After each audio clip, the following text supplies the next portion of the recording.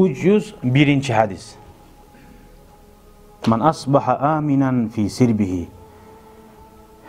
Bugün bir kim erten etse parahat deb ayta.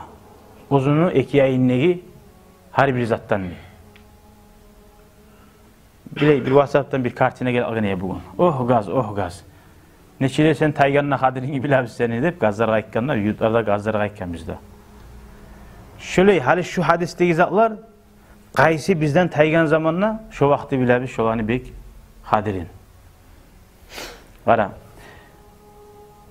Han abihi radıyallahu anhu anin nebi Peygamberden sallallahu aleyhi ve sellem Mahsanul Ansari ayta Peygamber aytı dey. Bek güçlü hadis köp kanti tegellege, qiynaлагаллага yaşauga şu hadisin vallahi göz aldığına her zaman unutmay saqlasan ulu darman sağlar, güçlü vitamin.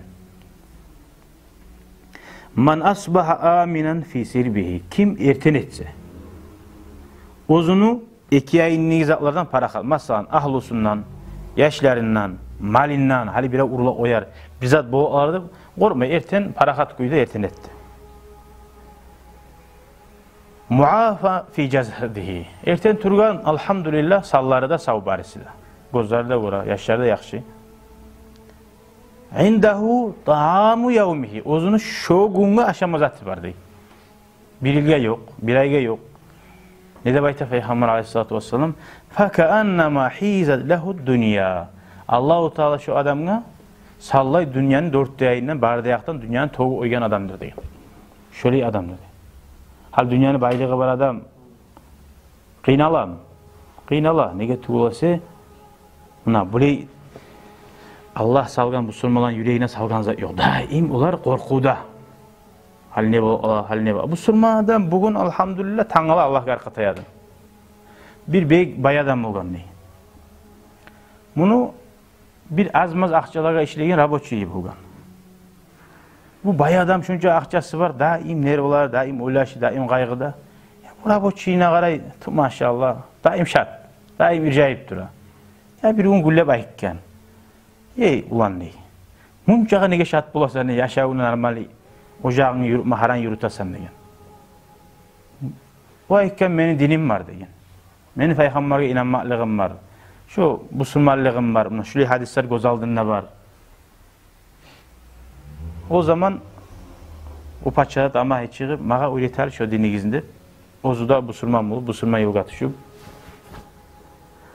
Süleyman aleyhissalatu vesselam aytkan ne? Ya bu Allah bir uyan munca ulu savatkan mağa dep. Süleyman Peygamberge berilgen güç hallangıda bir avda da yok. Yelini ozu süyen kuyda yelini bura bolgan. Bulutlarını süyen yerge bağ teverte bolgan. Süyen yerge uça bolgan. Bir aylık yolga az zamanla yetişe bolgan. Yelge karşı durup olan hallangıda şunca hukuma alga bassa da bir avda yelge karşı durup olmay.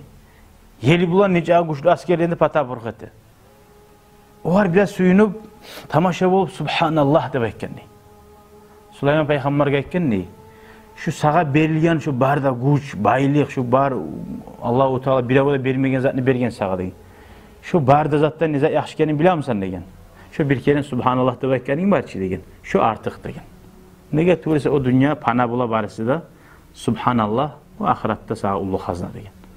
Ana bu sürma adam göremsin. Şunçağa baylığı bolsa da, neyi bolsa da yüreğinden iman tatı olmasa, Peygamber'in hadislerinden tatı olmasa, Cuma'na saakka gelip lezzet almasa, kılagan namazından suyunmasa ne boldu o adamın?